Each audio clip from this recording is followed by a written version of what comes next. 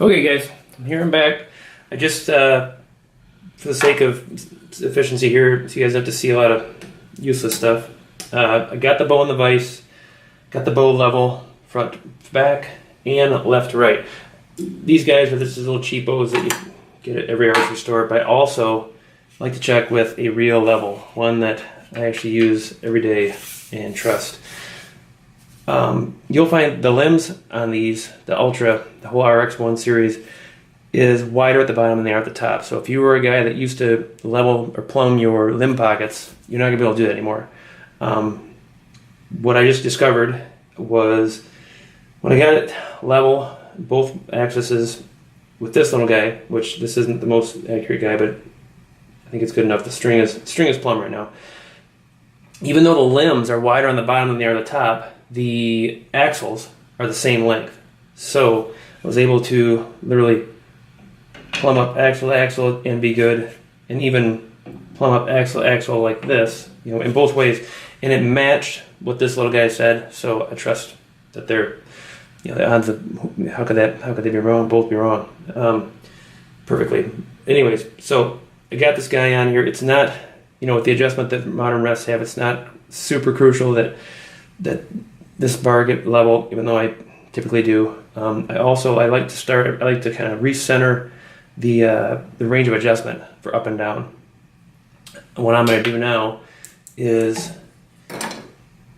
use a fall-away rest. This is a trophy taker fall-away. I might be using this year. I might be using Amski. I'm not sure, but those will probably everybody be using an AAE. I don't know. Anyways, one of the things that I like to do is make sure I'm running my my arrow right through the center of the burger. Sometimes guys will tell you they end up tuning a little bit better, either above or below. Maybe that's true. Maybe I'm just not good enough to notice, but I figure if I start out with it anyways, with it running right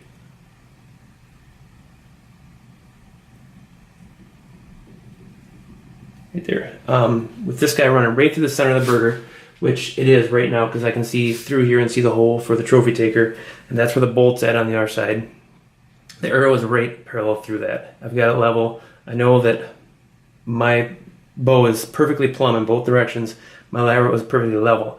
I got this little temporary guy on here right now. What I'm going to do is I'm going to take my knock thread, and this is what I use for my knock sets. Got other types of thread, but this stuff's pretty skinny. I don't like this thicker stuff for this. For my knock sets, I just use a little BCY 3D.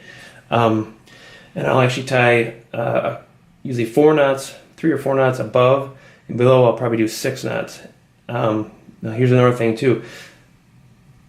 I leave a little bit of a gap.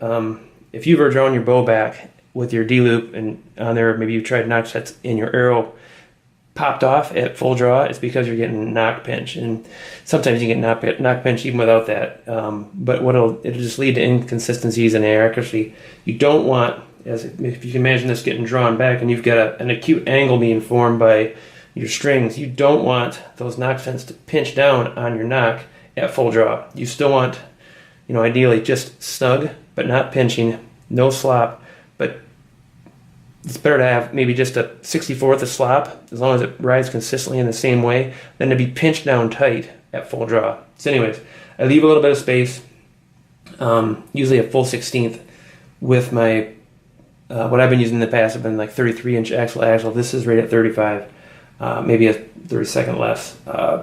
So I'll leave probably about a 16th of an inch below the knock to my lower knock set. And I can take videos of it later, but you can see in it, the arrow, you know, if you get used to, you know, it's always at the top, pressed up against the upper knock set with the loop on there with more knots on the bottom. And that's not a trick I learned. It's just something I read or picked up off the internet. It rides up against the upper knock set, and you get a consistent, what do you want to say, a point of knocking.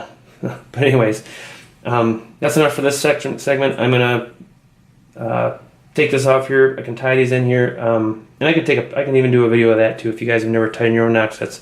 So anyways, this is it for this one. It's getting a little lengthy.